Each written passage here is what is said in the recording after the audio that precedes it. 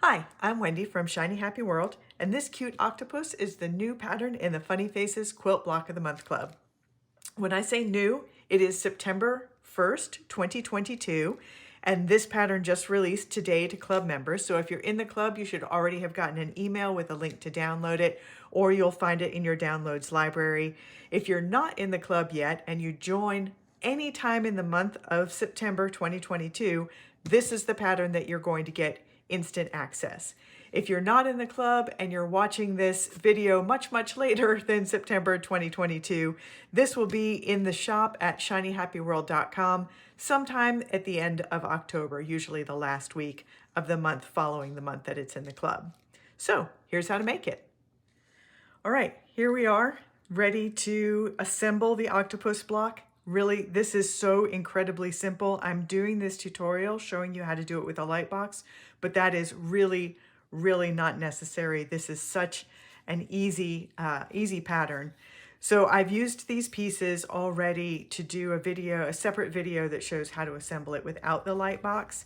And because of that, I did transfer the eyes and the mouth to the right side of the fabric. I just used a Sharpie for that. You can ignore the eyes for this, but you would still, even though you're using a light box, normally you don't have to transfer those dotted lines unless it's a mouth or other line that you're going to stitch on. So in this case, you would still want to transfer the mouth. And when you set it down on the, set the piece with the paper backing on it, you'll be able to see that line right through there and just go over that with your Sharpie. But now, I'm just going to show you how to put it together, really. This is so easy. It's just 3 pieces.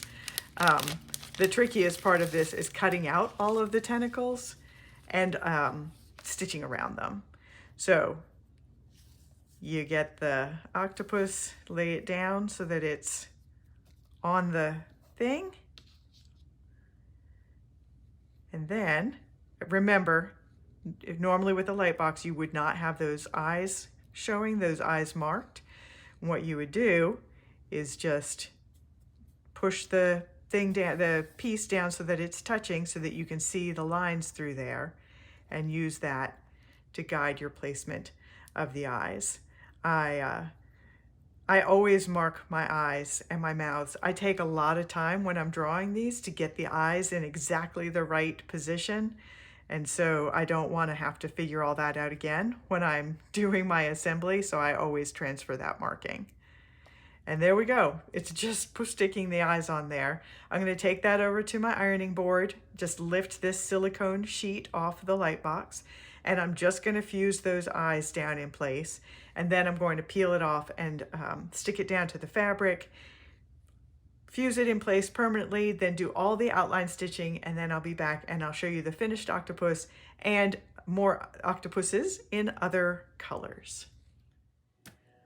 Okay, here he is, this octopus all finished. I did all of the outline stitching, which was actually the most difficult part of this block. And it's not even that it was difficult, it was just time consuming to stitch around all of those tentacles. And I made it a little harder on myself because I like to have the outlining have like a little bit of a sketchy look, like I just drew it in my sketchbook. So I go around all the pieces 3 times. So that took a little while to do for all of the different color versions that I did. So speaking of color versions, I always get questions about what fabrics I used and what colors. So this fabric that I used for the octopus body is from the Farmer's Market Blenders collection. This is specifically called Spilled Cereal, this print. And I thought that those big fat O's just worked really well because they suggest both the tentacles, the suckers on the tentacles, and also a lot of octopuses have spots or bumps or things, that texture kind of look to the whatever the top part of their head is called, I guess the head of the octopus. So this is Farmer's Market Spilled Cereal, and the color is blueberry. That's how you know it's in the Farmer's Market collection. It's got a fruit or vegetable name. And the background block is one of the pre-printed quilt blocks that I have. So these quilt lines were actually printed on the fabric. This is from the Animal Kingdom collection.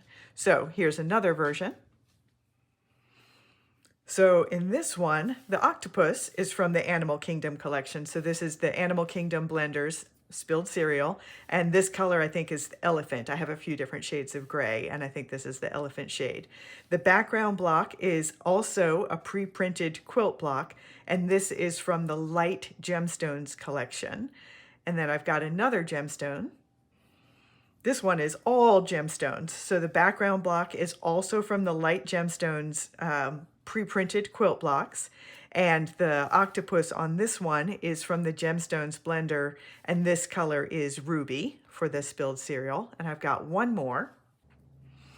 So this is the only one that I did that didn't use spilled cereal. Instead, this uses a smaller polka dot, a more subtle speckle. This is also from the Farmer's Market blenders. This is the cantaloupe color. And then the background block, instead of using the pre-printed quilt blocks, this one I used one that doesn't have the quilting lines printed on it, but it does have an overall print.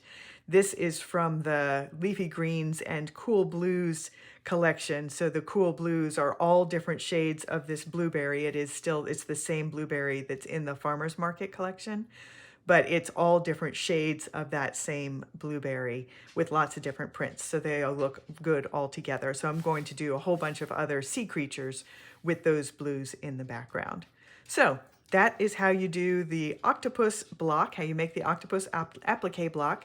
Again, this is the September 2022 pattern in the Funny Faces Quilt Block of the Month Club. I'm Wendy from Shiny Happy World, and I'll see you next time.